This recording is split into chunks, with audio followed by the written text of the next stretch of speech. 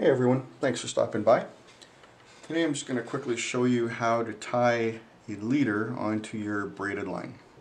It's a simple knot that you can usually find in the booklet that comes with your braided line. There's a booklet of knots, but I'm going to demonstrate it for you.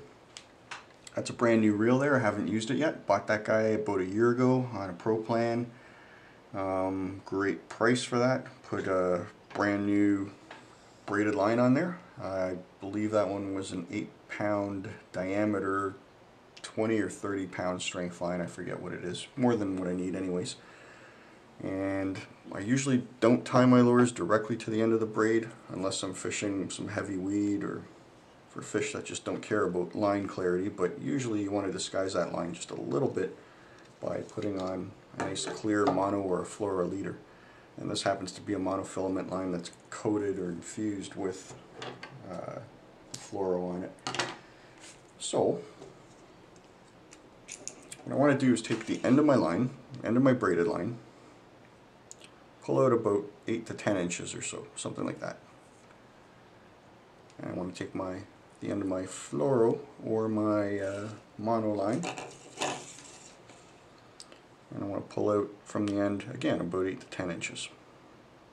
Grab those two lines, point one in one direction and one in the other, and then meet up your fingers so that the end of the mono is facing one direction and the end of the braid is facing in another direction.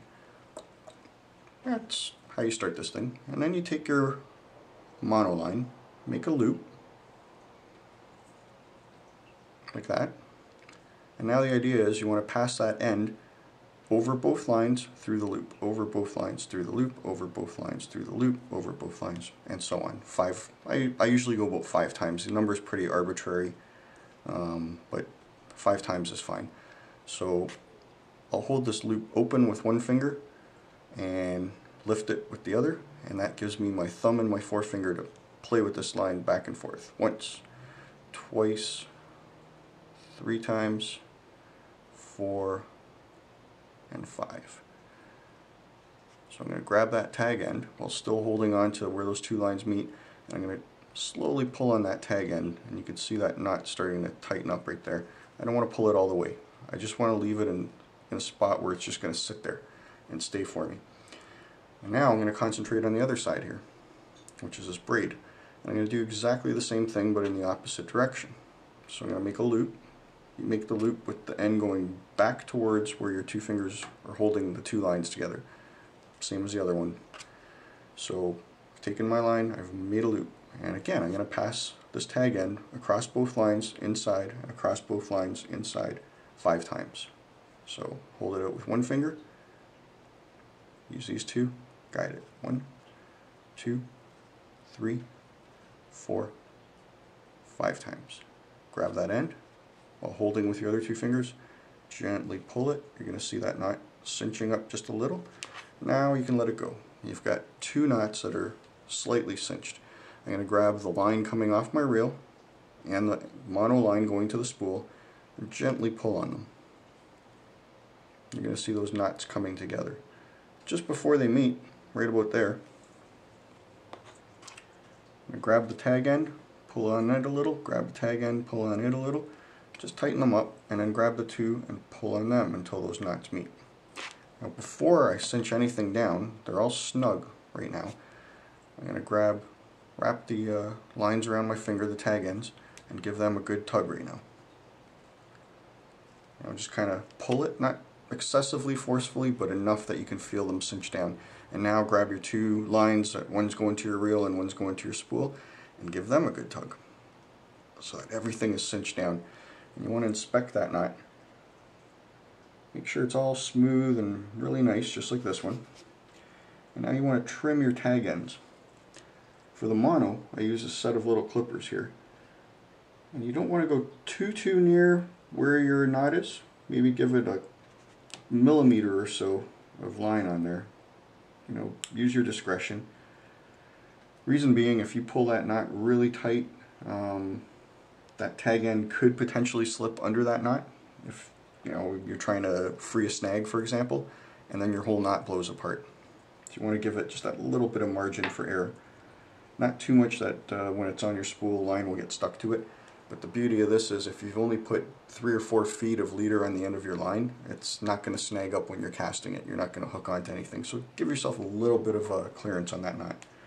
For your braid, use a pair of scissors because the braid's got strands, which are, well, sharper scissors than these would be advised, but they do the trick.